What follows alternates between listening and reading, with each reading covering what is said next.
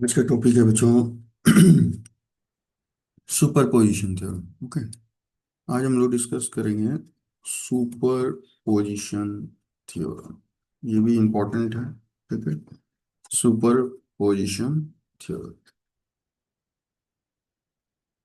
तो देखिए, superposition theorem में हम लोग क्या क्या स्टेटमेंट यूज, क्या स्टेटमेंट है इसका, क्या कहाँ पे हम लोग यूटिलाइज करते हैं। जैसे यहाँ पे एक टर्म आएगा लीनियर एलिमेंट, बाइलेटरल एलिमेंट, तो सारा कुछ हम लोग डिस्कशन करेंगे यहाँ पे।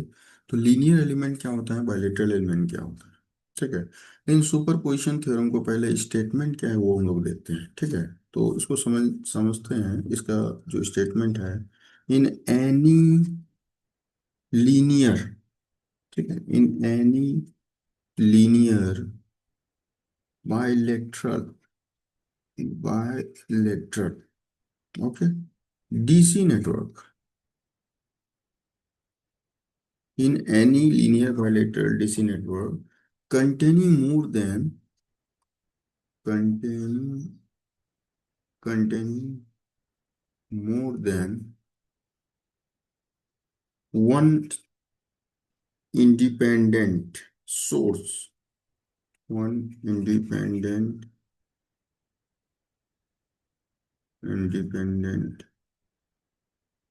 just independent source. Independent source में क्या क्या आ गया, तो वोल्टेज सोर्स है, करंट सोर्स है, ठीक है। वोल्टेज है, इंडिपेंडेंट सोर्स मीन्स क्या हुआ, जो आप ये वाला जो देखते हो इसे हम बताएंगे भी, प्लस माइनस इंडिपेंडेंट सोर्स का डायग्राम। ये करंट सोर्स है, ये इंडिपेंडेंट वोल्टेज सोर्स है, ये इंडिपेंडेंट करंट सोर्स, ठीक है। तो यहाँ पे क्या होता है, मोर than one independent source in any element of the network, in any element, element of the network, in any element of the network is the algebraic sum, is the algebraic sum, algebraic sum of all the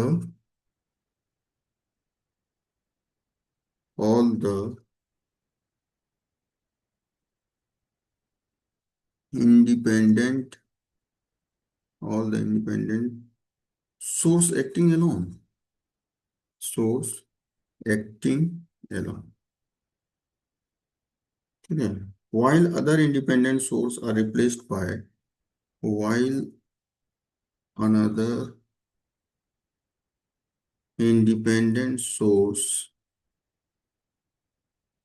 independent source is replaced by their internal resistances,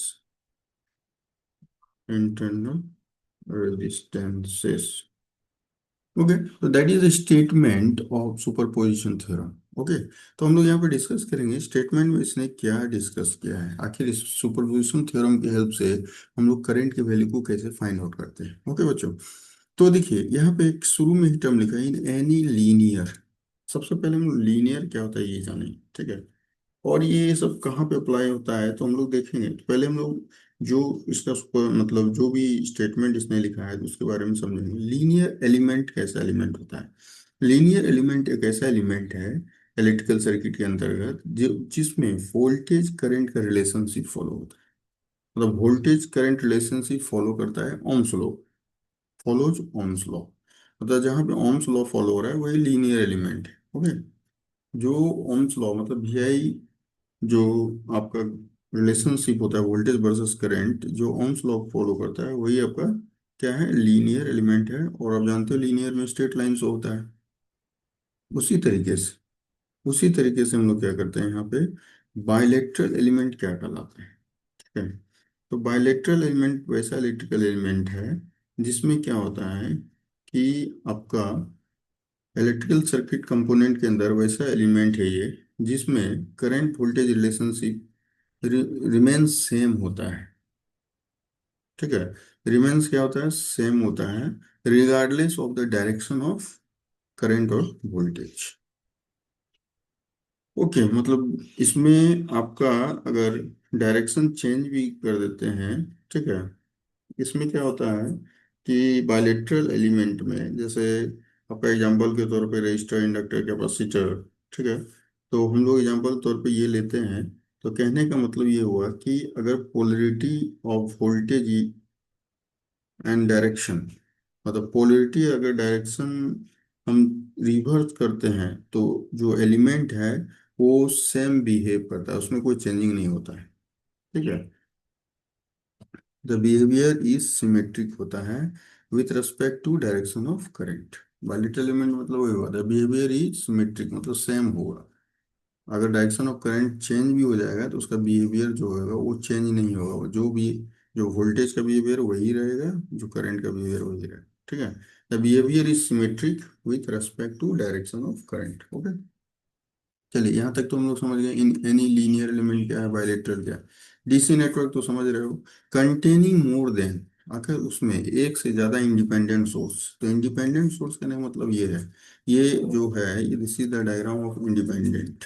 okay, ये independent source है, इसमें एक voltage source है ये वाला, और ये क्या है, और करंट सोर्स। और डिपेंडेंट अगर बोला जाए तो डिपेंडेंट यहाँ पे डिस्कशन नहीं हुआ है, लेकिन मैं समझा देता हूँ। इस तरह का सिंबल होता है, ये डिपेंडेंट का होता है। और ये जो ऐसे दिखाते हैं हम लोग, मतलब स्टार शेप में, इसको बोलते हैं diamond shape, sorry diamond shape में जो होता है, ये डिपेंडेंट सोर्स को इंडिकेट करता है। डिपेंडेंट सोर्स में दो सोर्स है, एक वोल्टेज सोर्स है, करंट सोर्स, ठीक है। तो इसको हम थोड़ा नेक्स्ट कभी क्लास में इसको हम डिस्कस कर देंगे, this is basic parts, okay. तो independent source in any element of the network is the algebraic sum. Algebraic sum मतलब एडिशन कर देते हैं all the independent source acting alone, while another independent source is replaced by their internal resistance. That is the statement of superposition theorem. तो इसको हम लोग समझेंगे step by step, how can you find the current value, ठीक है, by step, okay. तो पहले ये स्टेटमेंट था, मैंने स्टेटमेंट बता दिया, ओके। अब आगे की ओर चलते हैं, इसको स्टेप से कैसे फाइंड आउट करें। तो हम लोग एक सर्किट लेते हैं, ठीक है। सबसे पहले मान लीजिए ऐसा सर्किट है,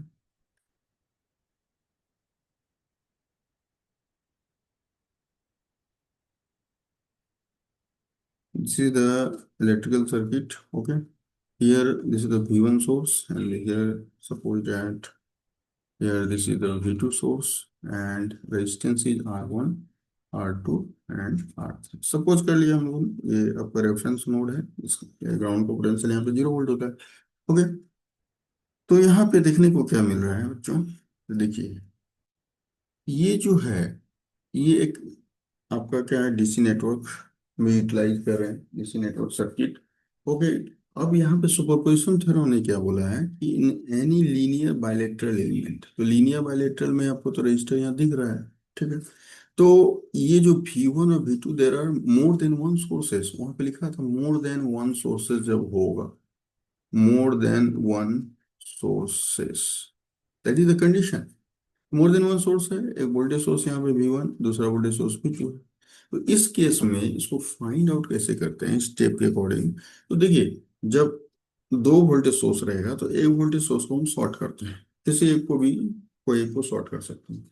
एक वोल्टेज सोर्स को आप शॉर्ट कर दीजिएगा तो क्या होगा, फिगर स्टेप वन में जो आपका फिगर होगा कुछ ऐसा होगा, ठीक है।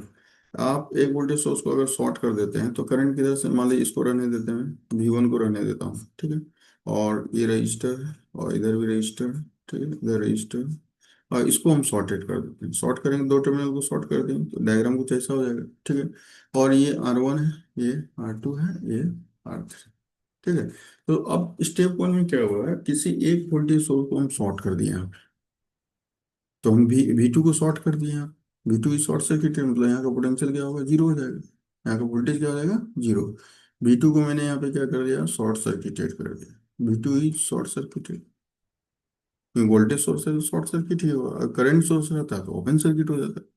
तो यहाँ पे हो सकता है वोल्टेज सोर्स या करंट सोर्स भी हो सकता है इस जगह पे, करंट सोर्स होगा तो ओपन करेंगे, और वोल्टेज सोर्स होगा तो शॉर्ट सर्किट, शॉर्ट सर्किट में पोटेंशियल 0 हो जाता है।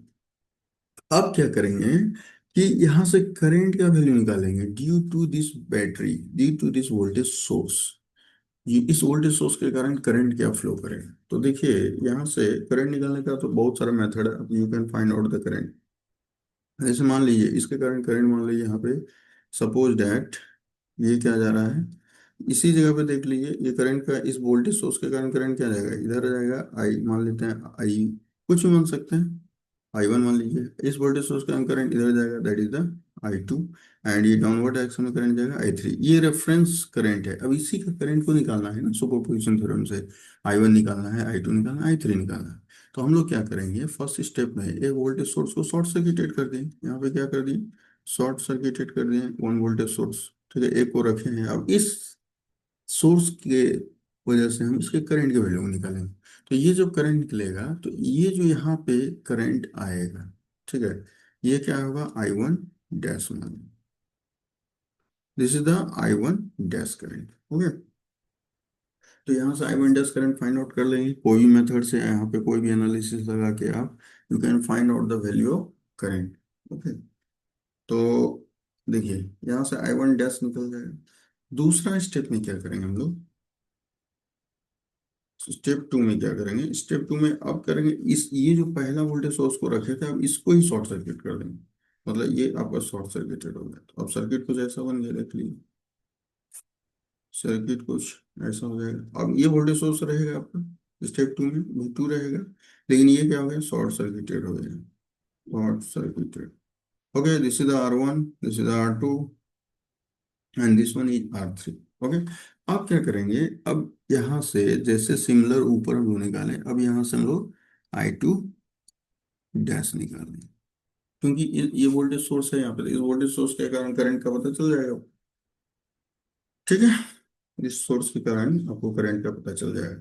तो ऑब्वियसली ये जो वोल्टेज सोर्स है, तो यहाँ भी तो करंट जाएगा, पास करेगा, इधर भी करंट जाएगा, यहाँ भी डायरेक्शन इधर जा रहा है तो इधर भी करंट पता चल जाएगा। तो मान लेंगे हम इधर I1 डैश है, तो इसको I2 डैश मान लेते हैं, और इसको I3 डैश मान लेते हैं। और इधर करंट जो है ये I2 डबल डैश, तो इधर हो गया आपका, this is called I3, sorry ये क्या हो जाएगा, I1 double dash, and this is the I3 double dash. तो ये this is the circuit arrangement, this is the step for calculation of current in the superposition theorem. तो there are two steps where we have to find out the value of current, जहाँ से हम लोग current के value को find out करेंगे, और कोई मेथड से यहाँ पे अप्लाई करेंगे, नोड एनालिसिस या वोल्टेज डिवाइडर, करंट डिवाइडर, जो भी रूल यूज होगा यहाँ पे, उस मेथड से यहाँ पे हम लोग फाइंड आउट करेंगे। और आफ्टर दैट फाइनली क्या करेंगे, हम लोग इसको सुप्रीम पोज कर देंगे। सुप्रीम पोज करना मतलब फाइनली लास्ट में हम जो रिजल्ट लिखेंगे, तो रिजल्ट में क्या हो जाएगा, जब देखिए ये रेफरेंस था I1, तो I1 को रेफरेंस लेके चल रहे हैं, तो अब देखिए इस सर्किट में I1 डैश का डायरेक्शन देखिए सेम डायरेक्शन में है जो I1 का डायरेक्शन, तो I1 डैश लिख दिया हम लोगों ने। लेकिन यहाँ पे देखिए I1 डैश का डायरेक्शन क्या चेंज हो गया, तो यहाँ पे क्या हो जाएगा, -I1 डबल डैश, तो this is the I1 value. फिर सिमिलरली I2 कैसे होगा, देखिए I2 रेफरेंस ही मानिएगा, डायरेक्शन ऑफ करंट इधर है, इसके बेस पे हम लोग चलेंगे। अब I2 देखिए ये उल्टा हो गया, मतलब ये हो जाएगा -I2 डैश, और नीचे ये देखिए ये सेम डायरेक्शन में जा रहा है, मतलब ये हो गया I2 double dash. Similarly finally हम लोग I3 करंट निकाल लेते हैं, तो I3 करंट का डायरेक्शन दोनों ही सर्किट में, ये तो रेफरेंस है आपका डायग्राम, तो इस अकॉर्डिंग टू रेफरेंस डायग्राम को लेकर चलते हैं, और दोनों ही सर्किट में क्या देखते हैं, इसका डायरेक्शन डाउनवर्ड है। तो डाउनवर्ड होने के कारण दोनों क्या होगा, एडिशन हो जाएगा, मतलब I3 dash plus I3 double dash, okay. तो दैट इज अ कॉन्सेप्ट, जहाँ से हम लोग क्या कर रहे हैं, करंट के वैल्यू को फाइंड आउट कर लें। तो तीनों ब्रांच का करंट तो पता चल गया, जो R1 रेजिस्टेंस है, R2 रेजिस्टेंस है, R1 R2 और R3 जो रेजिस्टेंस है, इस ब्रांच रेजिस्टेंस में कितना करंट फ्लो होगा। तो यही है स्टेप कैलकुलेशन और सुपरपोजिशन थ्योरम, ओके बच्चों। तो इसलिए ये इम्पोर्टेंट भी है, ये इसका न्यूमेरिकल हम सॉल्व करके बताएंगे कि इसका न्यूमेरिकल कैसे सॉल्व करेंगे हम लोग, ठीक है। लेकिन ये जो था आपका स्टेप कैलकुलेशन था सुपरपोजिशन थ्योरम पे। पहले तो एग्जाम में आप वो वाला लिखिएगा डिसी नेटवर्क थ्योरम, अगर स्टेप प्रोसीड्योर आता है तो उस केस में हम ये जो है इस तीन स्टेप, दो ही स्टेप में आपका कैलकुलेशन हो जा रहा है, ठीक है। मेन चीज क्या ध्यान रखना है, अगर सर्किट के अंदर वोल्टेज सोर्स दिया रहेगा, तो ऑलवेज ये क्या होता है, वोल्टेज सोर्स ऑलवेज कहीं भी ऑलवेज क्या होता है, शॉर्ट सर्किटेड होता है, शॉर्ट सर्किटेड। अगर करंट सोर्स दिया रहेगा सर्किट के अंदर, तो ऑलवेज क्या होता है, ये ओपन सर्किटेड होता है, ओपन सर्किट मतलब यहाँ पे करंट का वैल्यू जीरो हो जाएगा, और यहाँ शॉर्ट सर्किट में वोल्टेज का वैल्यू जीरो हो जाएगा, यही तो है। शॉर्ट सर्किट मतलब क्या, पोटेंशियल जीरो। ओपन सर्किट मतलब क्या, करंट का वैल्यू जीरो हो गया। तो that is the essential condition for this case. ठीक है। तो आपको एग्जाम में आएगा स्टेट सुपरपोजिशन थ्योरम, तो आप स्टेटमेंट लिख दीजिएगा। और आपने यहाँ पे क्या क्या देखा, जो भी टर्म देखा, कि वोल्टेज सोर्स रहेगा तो उसको पहले शॉर्ट करेंगे, एक को शॉर्ट करेंगे, एक से ज़्यादा सोर्स होना चाहिए इसके लिए। तो एक को हम रखेंगे, एक एक से यूटिलाइज करेंगे। ठीक है। फिर दूसरा स्टेप में दूसरे को रखेंगे, और फिर जो पहला शॉर्ट किया तो उसको हटा देंगे, रिमूव कर देंगे। अगर रिमूव करना मतलब क्या हुआ, अगर वोल्टेज सोर्स है तो वो शॉर्ट सर्किटेड हो जाएगा, और करंट सोर्स होगा तो वो ओपन सर्किटेड हो जाएगा। ठीक है। तो इस पे बेस्ड हम लोग न्यूमेरिकल भी करेंगे। ओके। ठीक है। यहाँ पे कुछ टर्म है, इसका जो इम्पोर्टेंट सुपरपोजिशन थ्योरम का इम्पोर्टेंट पॉइंट है।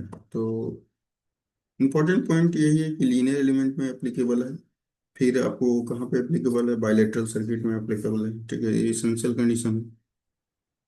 और ये ओनली कहाँ वर्क करता है, वोल्टेज एंड करंट, पावर में यूटिलाइज नहीं होता है। यहाँ पावर सोर्स का कोई जरूरत नहीं है, सिर्फ वोल्टेज और करंट सोर्स होना चाहिए। यहाँ पे क्या करते हैं हम लोग, ये नॉन लीनियर एलिमेंट सर्किट, जैसे नॉन लीनियर एलिमेंट में क्या आता है, डायोड आता है, ट्रांजिस्टर आता है, वहाँ पे ये एप्लीकेबल नहीं है। मतलब इस सर्किट में सुपरपोजिशन थ्योरम में हम इसको यूटिलाइज नहीं करते।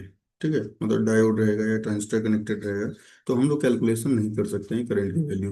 ठीक है, ये this is not applicable for non linear element. अब इसका एडवांटेज क्या हो सकता है, तो it is easier to isolate effect each source.